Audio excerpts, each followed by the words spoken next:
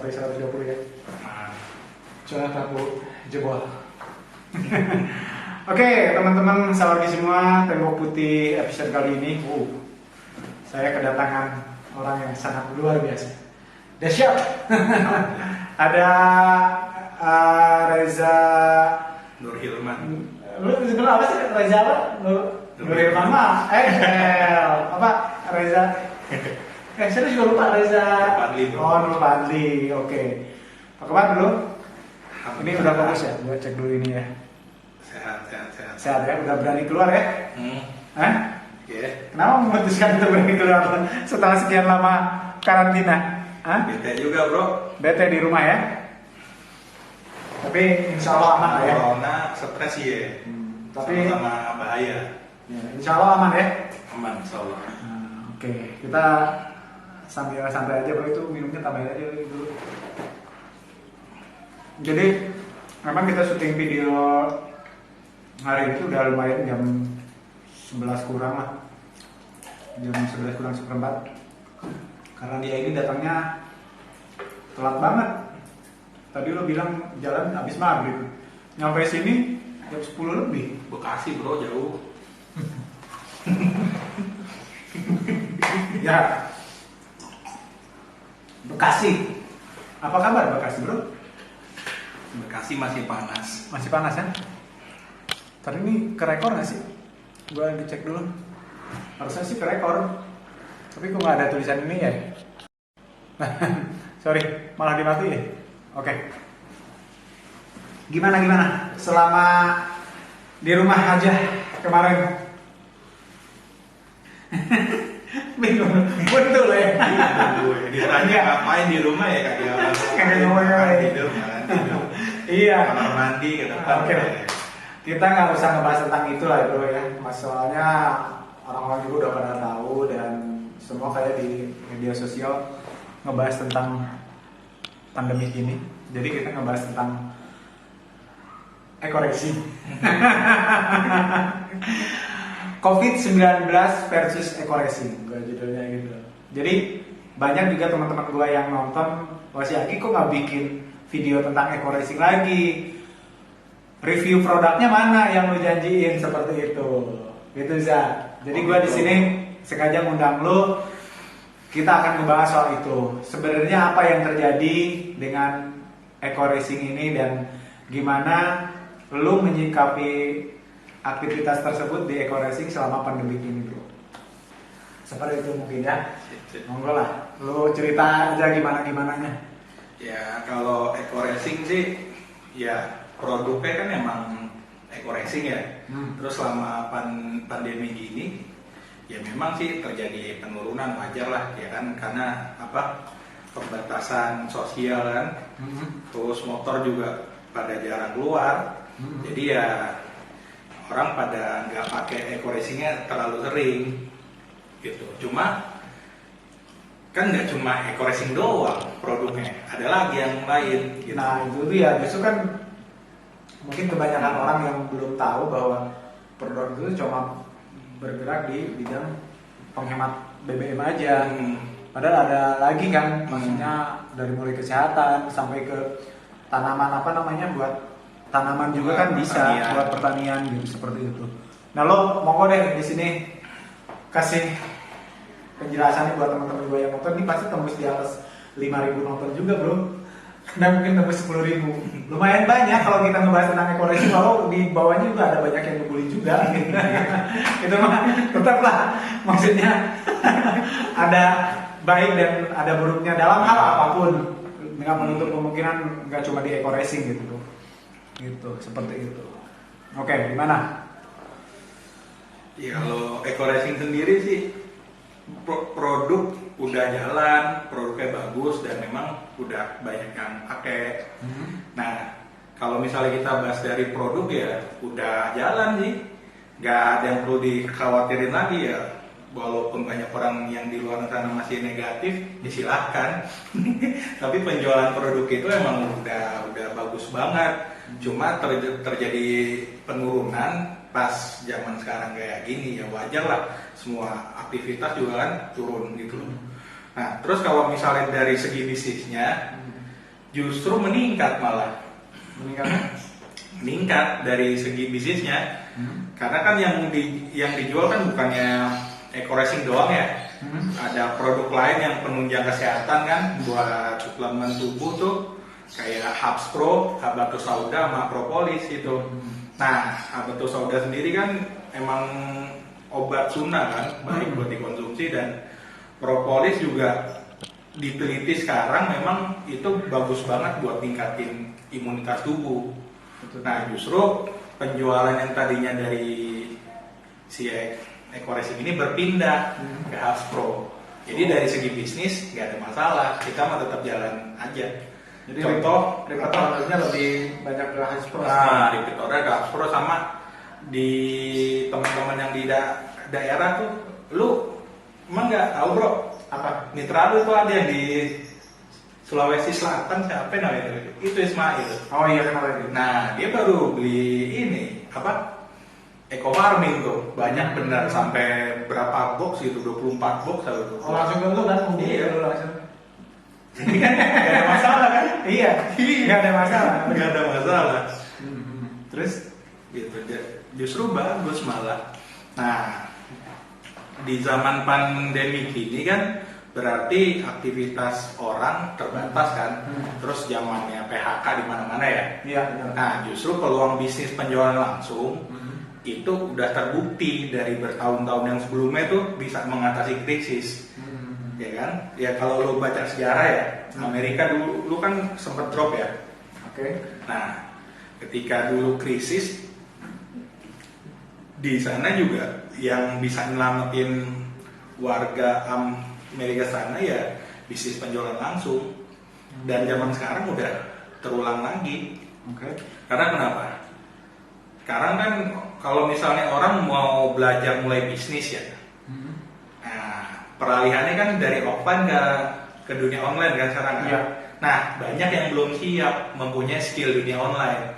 Contoh kayak skill copywriting lah, gimana caranya nulis iklan, betul kan? Terus gimana caranya digital marketing itu bekerja kan? Dia harus kampanye, dia harus apa? Bikin konten sosmed, ya kan? Dia harus mainin email marketing, dia harus mainin Facebook Ads, Instagram Ads. Banyak lah pokoknya pelajaran tentang dunia digital marketing tuh yang orang belum punya skillnya siap di situ, gitu loh. Nah, MLM bagusnya apa? Ya, MLM tinggal ngerubah cara ketemu. Yang tadinya apa kan ketemuan nih, Meeting, ya kan, meeting. Sekarang kan ini bisa ini online kan? Via Zoom. Nah, via Zoom, WhatsApp begitu, juga. WhatsApp juga kan. Bisa Nah, delapan. justru lebih enak bro. Kenapa? Gak keluar bensin. Untuk biaya presentasi. Iya. Tapi sorry gua potong. Tapi nilai touch-nya itu sentuhan antar personalnya ini gimana bro cara meyakinkannya? Beda halnya dengan kita ngobrol gitu. Kita tahu gestur tubuh. Nah itu mungkin suatu tantangan tersendiri mungkin ya. Lu menyikapi hal tersebut gimana? Menyikapi hal tersebut ya sederhana aja. Sebenarnya kan orang beli karena ngelihat yang ngejual itu terpercaya. Oke. Ya kan? Dalam hal apapun ya. Dalam hal apapun. Dalam Konsepnya itu kan. Oke. Nah, sekarang tinggal gimana kita mencitrakan diri kita di sosial media. Kan kita punya ini kan akun Facebook, Instagram kan gitu loh. Nah, ketika kita presentasi, ya kita cantumin aja tuh, ya kan? Ini akun Facebook gue, ini akun Instagram gue, ya kan? Jadi lu bisa ngeliat keseharian gue tuh di akun Facebook atau Instagram. Beneran nikung kan nih kan gitu kan? Sekalian bisa nambahin teman dan gitu, follower. Bisa. Terus gitu. Jadi cara meyakinkannya di awal ya membangun personal itu, personal apa? Branding. mungkin untuk diri sendiri dulu kan? Itu dulu kan. Nah terus ya kalau misalnya cara ngeyakinin, kita bukan ngejual diri kita, karena kita lagi ngejual perusahaan. Nah secara segi perusahaannya udah aman banget. Bahkan kemarin tahun 2020 awal kan kita dapat penghargaan tuh tiga penghargaan dari AP2LI. Gitu. Nah, AP2LI itu Asosiasi Perusahaan Penjualan Langsung di Indonesia. Nah, jadi itu perusahaan-perusahaan MLM yang resmi yang punya CUPL itu dikumpulin, ya kan? Terus dikasih nominasi penghargaan. Nah, PTB selaku yang ngejual produk Eco Racing nih, kita dapat 3 penghargaan bro. Penghargaan pertama itu sebagai produk penjualan terbanyak. Yang kedua sebagai perusahaan dengan pertumbuhan member tercepat, ya kan? Yang ketiga perusahaan dengan peraih reward terbanyak lah, gitu loh. Nah jadi udah dapat 3 penghargaan.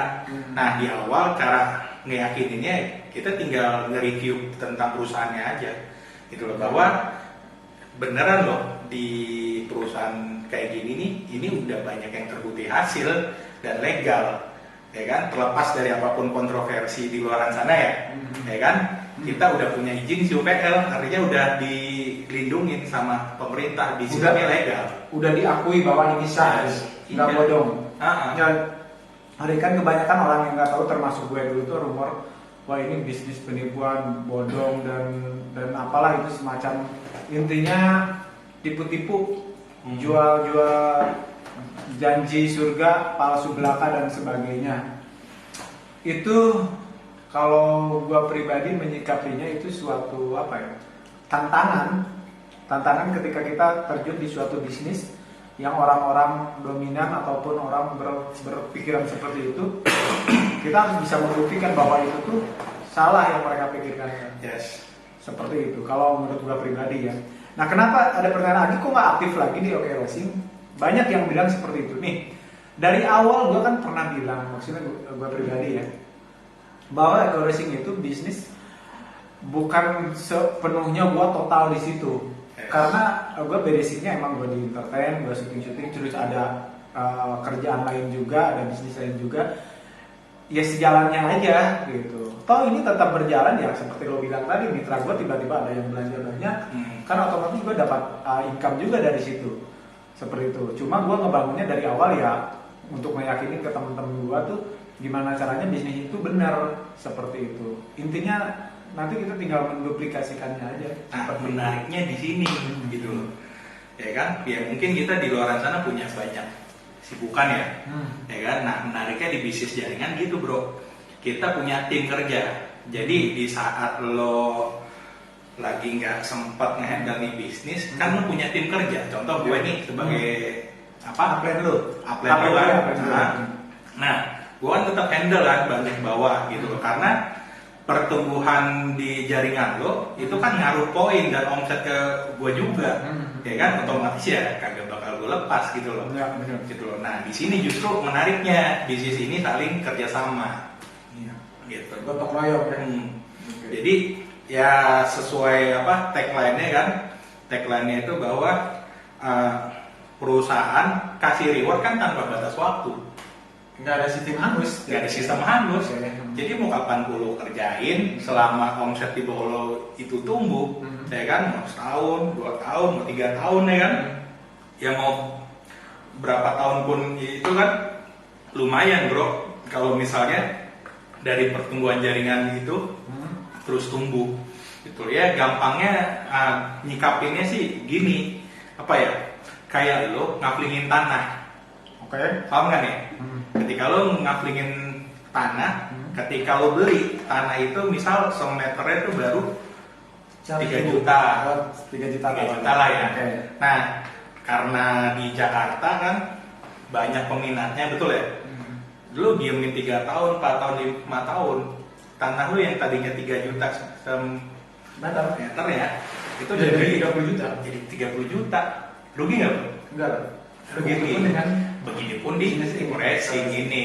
Ketika lo mendaftar gabung, ya kan, lo mereferensi mitra, ya kan, karena di sini nggak ada paksaan, nggak kayak lo kerja, woi ayo aktif, ayo, ya enggak, ya bebas lo mau kerjain silakan, enggak ya udah, gitu loh. Jadi ya dikerjain di sela-sela waktu aja sih. Tapi kalau misalnya memang serius, banyak kok yang udah berhasil, yang berhasil dan buktiin dapat reward tuh kurang dari setahun. Cepat ya. Ya intinya simpelnya gini, ketika lo kerja dengan sungguh-sungguh, fokus di situ, hasil nggak kemana. Benar kan? Betul. Itu udah nggak bego. Betul, Jadi Pak. ingat randu. Oke. Halo, Bapak Randu. Ya. Mungkin ngelihat. Iya. Halo bos. Nanti kita ngobrol kayak gini ya. Oke, lanjut.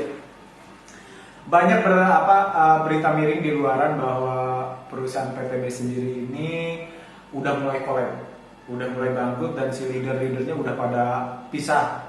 Dalam artian pisah ke perusahaan lain, membentuk perusahaan lain. Itu gimana bro? Menjaga masalah tersebut apakah sama seperti sebelumnya ataupun gimana? Ataupun itu lagi kembali ke personalisasi orangnya itu sendiri? Oh, Coba gimana? rumor itu mah. Rumor. Tapi sih benar juga karena gini kan, sifatnya orang ketika kerjasama dengan PT Base ini kan bukan karyawan, mitra. Jadi sebenarnya bukannya dia pisah, gitu, dia memilih jalanin bisnis lain, ya nggak masalah kan, nggak ada masalah. Ya juga sih, benar juga. Iya. Cuma kesannya yang gua tangkap, bahkan mungkin beberapa orang yang ngomong, wah berarti kenapa dia bisa? Berarti di PTB sendiri udah nggak benar. Terkesannya seperti itu bro. Dipungkiri atau enggak, berarti ada sesuatu yang kenapa udah enak-enak penghasilan puluhan juta tiba-tiba keluar gitu aja, bahkan mendirikan perusahaan sendiri. Mungkin terkesan kayak, wah apa ya? Udah nggak benar gitu seperti itu. Gimana itu cara menyikapinya bro? Gak bener ya, karena gini sih, ketika lo di suatu perusahaan, bener atau enggaknya, nyaman atau enggaknya tergantung gimana kita nyikapinnya. Oke. Nah, yang namanya dinamika bisnis pasti ada yang sependapat, ada yang nggak setuju kan? Setuju. Nah, kalau orang nyikapinnya dengan pundung, Iya. bahasa Sundanya mah kan pundung, Iya. ya udah dia bakalan akal sehatnya udah nggak bakal bekerja lagi. Jadi dia lebih mikirin egonya, ya kan, bahwa kalau misalnya gue bikin perusahaan baru, berarti gue jadi orang awal, orang pertama. Okay. Jadi gue bisa berkesempatan kayak Pak Febrian. Nah, mungkin bagi sebagian pihak kayak gitu masih jadi passionnya dia, gitu loh. Ya pilihan dia sih, gak ada yang salah, gak ada yang benar juga. Itu semuanya masing-masing, itu tergantung sikap yang dipilih oleh si orang tersebut. Oke, logis. Gue pun sependapat dengan apa yang lo katakan barusan. Tapi justru buat mereka nih, banyak yang juga nge-DM ke gue, Bang, gimana eco racingnya? Lu udah dapat apa bang? Lo gimana perkembangan jaringan lo? Itu ada di komen, bahkan ada yang DM, bahkan ada yang ngechat langsung. Cuma gue sih simple. Oke, ketika gue terjun ke bisnis ini, apapun resikonya pasti akan gue hadapi ya. Karena ini udah suatu keputusan gue yang gue ambil dari awal. Bahkan mungkin teman-teman terdekat gue juga udah menentang. Tapi satu sih yang gue tekanin di sini ke teman-teman, hasil itu akan diikuti ketika kita bekerja dengan sungguh-sungguh, dengan giat, dengan tujuan yang pasti. Mungkin kelemahan gue, salah satunya gue gak terlalu bisa fokus akan satu hal, itu salah satu kelemahan gue ya. Jadi ketika gue menjalankan eco racing, gue masih tetap syuting, masih tetap menjalankan bisnis. Adapun nanti perkembangan gue lambat, ya wajar, karena gue sendiri nggak mengelola bisnis ini secara total 100%. Tapi banyak kok orang-orang yang total 100% dengan cepat udah 6 bulan dapetin mobil, setahun rumah mewah, itu banyak banget gitu. Bukan berarti gue sekarang belum dapat apa-apa, gue nyerah ataupun gue mundur. Enggak, sama sekali enggak. Cuma tinggal nunggu waktu aja, proses seperti itu. Benar nggak bro? Bener. Apa yang gue bilang benar kan? Bener. Iya. Nah, justru Agi ini orang yang fair. Dia nggak nutupin bisnisnya tuh seakan-akan bertumbuh bagus. Nah. Ya memang yang namanya bisnis kan balik lagi. Ini kan MLM ya. Nah kalau disebutnya tuh IBO, Independent Business Owner. Oke. Jadi ya mau ngerjainnya kapan terserahnya dia, karena memang nggak ada komitmen atau tuntutan apapun dari perusahaan. Si orang tersebut harus aktif, nggak ada tuntutan. Jadi memang dikerjain ya semaunya aja. Asal serius kan juga dapat hasil. Siap. Justru pertama sih yang gue dapat lebih ke relasi yang gue dapat di sini. Gue jadi kenal banyak orang-orang hebat. Ya salah satunya lo juga bro. Dan juga orang-orang yang udah berhasil kayak Pak Randu yang emang udah sebelumnya juga udah kenal dengan gue udah lama. Cuma di situ gue melihat orang-orang yang bergelut di bisnis ini tuh selalu menebarkan energi positif, itu yang gue suka. Optimis, itu yang gue suka. Dan itu nggak didapat dari hal apapun. Kerjaan gue syuting-syuting, aduh sikit sana sini tuh pasti ada. Jarang banget yang menebarkan energi, ayo lu bisa, lu pasti bisa, semangat itu jarang. Cuma di bisnis ini bro. Iya. Makanya gue memutuskan untuk iya, dengan konsekuensi mungkin ada cibiran sana sini itu bodo amat, mereka mungkin belum tahu lah ya seperti itu. Cuma pesan yang dari gue bahwa hal positif itu didapat dengan lingkungan yang positif juga. Yes. Ini salah satu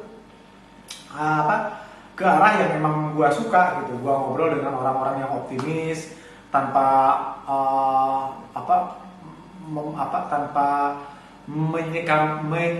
mengesampingkan pekerjaan mereka masing-masing gitu. Mungkin ada biasanya dari guru, ada dari dosen, ada dari TNI, ada dari Polri semua. Tapi ketika kita bersatu itu satu visi gitu, satu tujuan gitu, seperti itu, optimis. Sepakat itu yang gua salut dari bisnis ini teman-teman. Dan kembali lagi ke soal pertanyaan yang sering gua DM lagi, lu nggak bertanggung jawab ke member-member lu, ke orang yang lu ajak, lu dibiarkan gitu aja. Oke. Itu sering pertanyaan ke gue aja seperti itu. Sekarang gue nanya lagi ke lu kalau ada di posisi gue gimana menyikapi hal tersebut? Ya, menyikapinya kan gini, satu, kadang gini kan, ketika kita menjalankan sesuatu tuh pasti ada skala prioritas, betul gak sih? Ya, sip. Nah, ini kan bukan prioritas, bukan disebutnya sih, ya bisa dibilang bisnis untuk apa ya, kalau asuransi kan perencanaan keuangan ya. Nah kalau MLM sendiri itu buat rencanain masa depan gitu kan. Jadi gimana caranya kalau di buku kan kita pindah nih dari kuadran kiri ke kuadran kanan. Tentunya kan kita nggak bisa langsung total, betul kan? Nah, jadi tetap lo punya aktivitas utama, jalanin itu, jangan ditinggalin. Justru gue yang nantang. Kenapa? Karena kalau sepengetahuan gue, bisnis ini kan sukses atau enggaknya kan tergantung daftar nama, betul gak sih? Iya, database, ya kan? Relasi database, betul kan? Nah, kalau lo memutuskan langsung fokus, kemudian kerjaan lo tinggal, sementara lo nih belum punya daftar nama yang banyak, ya kan? Ya lo bakalan yang kayak orang-orang di luar sana, ya kan? Akhirnya trauma dengan MLM, padahal dia ngerjainnya kagak punya planning, gitu. Ini yang harus mending kalau tulisan itu di garis bawah yang cukup tebal aja. Yes. Ketika ngejalanin sesuatu mesti ada skala prioritas, gitu loh. Oke, dan nggak sedikit bukannya gua menyalahkan orang-orang yang segitu gampangnya. Gua kapok. Gua udah habis gua udah habis segala macam, gua nggak sukses. Ya itu tadi dia salah dalam menyikapi dan bikin konsep seperti itu. Ya iyalah, terlalu fokus, terus di sini perkembangan jaringan belum terlalu banyak, dia total di situ, pekerjaan segala sesuatu yang biasa dikerjakan jadi enggak, ya pasti otomatis berantakan. Jadi makanya teman-teman di sini dari gua pribadi, ketika mempunyai pekerjaan yang memang biasa dilakukan, ya itu jangan pernah ditinggalin. Terus apalagi ya? Ya bersikap sewajarnya aja gitu menyikapinya. Dan yang terpenting sih jaga silaturahmi. Nggak harus selalu ngebahas tentang ekoracing itu sendiri sih. Ketika bertemu dengan upline ataupun dengan downline, kita ngobrol ini itu. Gue tanya aja sama Reza, gue jarang sekali ketika bertemu kita ngebahas tentang ekoracing. Benar nggak sih dia? Betul. Iya, justru itu yang kita ngebangun emosionalnya dari hal apapun aja. Harus selalu ngebahas tentang ekoracing. Seperti itu. Toh juga kalau misalnya mau jalanin pasti timbul juga kan. Kayak sekarang gue ditelepon nih. Ya seperti itu. Pengen bikin konten nih. Bikin konten untuk menjawab pertanyaan. Karena gue udah terlalu banyak banget yang nanya ke gue. Dan mereka pun, Agi kok nggak bikin konten tentang ekoracing lagi? Ya salah satunya lo ada di sini. Gue nanti kasih judulnya Ekoracing PS COVID-19 kan gitu. Nyambungnya apa bro? Hah? Nggak ada. Cuma bikin clickbait aja biar orang baca nggak. Keren ya? Seperti itu. Nah, Oke. ini berarti salah satu strategi digital marketing ya. Boleh dibilang seperti itu. Boleh dibilang seperti itu. Karena tidak menutup kemungkinan untuk saat ini untuk kedepannya emang digital marketing ya sangat memungkinkan. Kenapa teman-teman gue sekarang pada bikin YouTube? Kenapa teman-teman gue aktif lagi bikin konten? Ya salah satunya mungkin baru ngeh gitu, baru melek bahwa ini jalan yang emang kedepannya tuh luar biasa, prospek kedepannya seperti itu. Gitu ya. Oke. Lanjut. Nah, sekarang tentang si kopi tinggi sendiri, Cak. Kita selingin dulu ya, teman-teman. Ada orang yang banyak berasumsi bahwa ini tuh konspirasi elit global dan sebagainya. Lu cenderung ke orang yang gimana, Cak? Percaya akan itu semua atau ya udahlah, ini emang benar-benar pure murni alam ataupun gimana, Cak? Kalau gua sih karena memang gua akses semua info ya. Kalau dibilang konspirasi, datanya banyak dan logis juga. Bukan cuma kemiripannya kok banget gitu. Iya, kalau dibilang konspirasi, datanya banyak dan logis juga. Kalau misalnya dibilang takdir, ya nggak ada yang bisa ngatur, betul nggak sih? Iya. Nah, terus kalau misalnya kita nyikapinnya kayak gimana? Justru gini loh. Kalau kita justru cenderung mikirin, wah ini konspirasi nih, ini konspirasi nih, emang dibikin kayak gini supaya dunia tuh dibaksa jadi jadi krisis, Jadi chaos, ya kan? Nah, justru kalau lu mikirinnya kayak gitu semua, imunitas lu bakal turun dan lu kagak bakal sehat. Dan itu mengundang penyakit. Mengundang Nggak penyakit. cuma lu COVID sendiri. Cukup tahu aja dan jangan tahu dan jangan terlalu lebur kali. Iya. Informasinya ya. Iya. Ini jadi parno sendiri. Sebulan pertama mungkin ya lu juga ngerasain ya. Gue ngerasain bahwa parno tuh pertama-tama. wah ini gimana kalau keluar, terus ada yang bilang kalau udah kena COVID sendiri bahwa si paru-parunya itu nggak bisa sembuh 100%. Pasti ada yang iso. Gue pernah baca artikel itu. Buset, gawat banget. Tapi kesini kok ada yang aneh.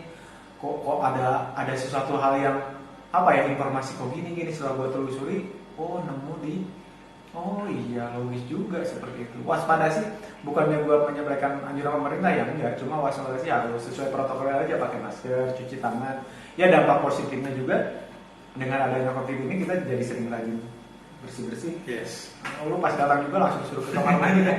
Berarti cuci tangan dan cuci kaki, dan kita belum pernah salaman ya sampai saat ini. Kita nggak salaman kan? Gokil. Seperti itu teman-teman. Jadi apapun kondisi saat ini, yang pasti gue selalu menekankan, dan itu udah kayak menjadi tagline gue sendiri sih, positif energi NLP. Gimana caranya kita menambahkan energi positif, berpikiran positif bahwa segala sesuatu dampaknya akan ke kita juga, kita yang ngerasain. Yes. Seperti itu. Karena juga kalau lu nyikapinnya stres, lu rugi sendiri. Lu nggak bisa tidur, nggak bisa makan. Tapi lu nggak punya duit sekarang ya. Sehat berarti ya. Iya, makan justru di rumah kan. Rumah terus. Dan memutuskan sekarang untuk keluar, ya udah deh gua keluar gitu. Bosan gitu kan. Dan ini hari pertama lu keluar ya? Apa sebelumnya udah keluar? Ya keluar paling cuma ke ATM. Enggak, maksudnya keluar emang benar-benar jauh, di atas 10 kilo. Nggak ada sih. Baru kali ini luar biasa. Ya jadi teman-teman yang nonton nih, yang ngasih, wah ini ada orang ini lagi nih, orang besar ini pasti ngebahas tentang Ekoracing. Ya udah, tadi kan udah dibahas sekilas. Mungkin untuk lebih dalamnya lagi nanti kita bikin lagi ya konten yang lebih menarik seperti itu. Nah untuk kondisi saat ini emang Ekoracing juga di COVID-19, ya apa salahnya kita coba gitu kan. Coba dalam artian ya yang biasa tadi ketemu presentasinya langsung rumah ke rumah, sekarang coba belajar lewat video call seperti itu. Benar, jadi harus membangunnya dari image diri kita sendiri supaya orang lebih percaya, seperti itu sih. Benar gak ya? Sip. Oke, ada pesan-pesan lagi ya buat mitra-mitra gue nih ataupun siapa teman-teman yang nonton, boleh aja lu kasih kontak langsung personal ke lu langsung ataupun gimana, lo ngobrol aja di situ. Oke, jadi buat mitra-mitranya Bro Agi yang sempat gabung dan mau gabung mungkin, dan mau gabung lihat juga video ini, lihat video ini kan. Pesan gue sih justru ketika pandemi gini, ya kan. Nah, ini tuh peluang yang bisa kita maksimalin. Kenapa? Karena di luar sana kan banyak pilihan bisnis, betul kan? Yang pertama tadi kan di awal gue udah bilang tuh, ya kan sekarang bisnis trennya lagi ke digital marketing atau pemasaran media secara online. Nah, kita kalau misalnya terjun ke sana belum siap karena kita belum punya skill di situ, betul kan? Betul. Nah, kalau kita mulai belajar, kita ketinggalan dari mereka yang memang udah terjun duluan, betul gak sih? Iya. Nah, fokusnya kita kan gimana caranya make money, betul gak? Iya. Yang lapangan pekerjaan apapun itu kan sempit, ya kan? Sekarang kalau lo misalnya mau jualan makanan, teman-teman lo pasti jualan makanan. Iya, benar. Betul kan? Ya kan? Iya, benar. Ya. Jadi ini termasuk bisnis ini ketika gue ngejual makanan atau produk, teman-teman gue beli. Dan ketika teman gue dijual, gue otomatis harus dibeli juga, nggak enak. Yes. Jadi terus aja putar di circle itu aja. Nah, jadi gak ada yang salah dengan dagang, betul kan? Nggak ada. Nah, tapi kalau lo misalnya mau dapetin memang income yang besar, ya kan? Ya bisnis jaringan memang tempatnya, ya kan? Sebelum krisis dan setelah krisis justru ini peluang yang bagus, gitu loh. Karena kenapa? Lu nggak bersaing di kolam yang ikannya udah penuh, paham nggak? Iya. Ya kan? Jadi lu bersaing di kolam yang memang baru. Analoginya ketika lu mancing, kolam belum sama kolam yang belum penuh. Nah iya, gitu. Jadi lu bisa dapetin ikan yang lebih banyak dibandingkan dengan kolam yang di sana lu yang mancingnya banyak bener. Gitu. Karena ikannya udah mau habis. Nah, Oke. Logis. Itu teman-teman dimengerti ya kira-kira. Jadi ini mungkin video setelah aman ya, nggak sampai 120 ya. Jangan takut jebol. Oke, teman-teman sahabat semua, Tembok Putih episode kali ini, saya kedatangan orang yang sangat luar biasa. Udah siap? Ada Reza Nur Hilman. Lu sebenarnya apa sih Reza apa? Nur Hilman mah apa Reza? Saya juga lupa Reza.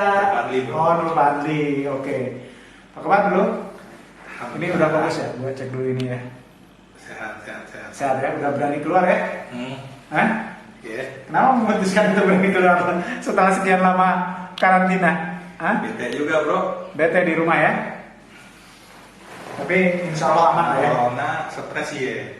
Tapi sama bahaya. Ya, insya Allah aman ya. Aman insya Allah. Oke, kita sambil santai aja bro, itu minumnya tambahin aja dulu. Jadi memang kita syuting video hari itu udah lumayan jam 11 kurang lah. Jam 11 kurang seperempat. Karena dia ini datangnya telat banget. Tadi lo bilang jalan habis maghrib. Nyampe sini jam 10 lebih. Bekasi bro, jauh. Ya. Bekasi. Apa kabar Bekasi bro? Bekasi masih panas. Masih panas ya? Tadi ini ke rekor nggak sih? Gua dicek dulu. Harusnya sih ke rekor. Tapi kok nggak ada tulisan ini ya?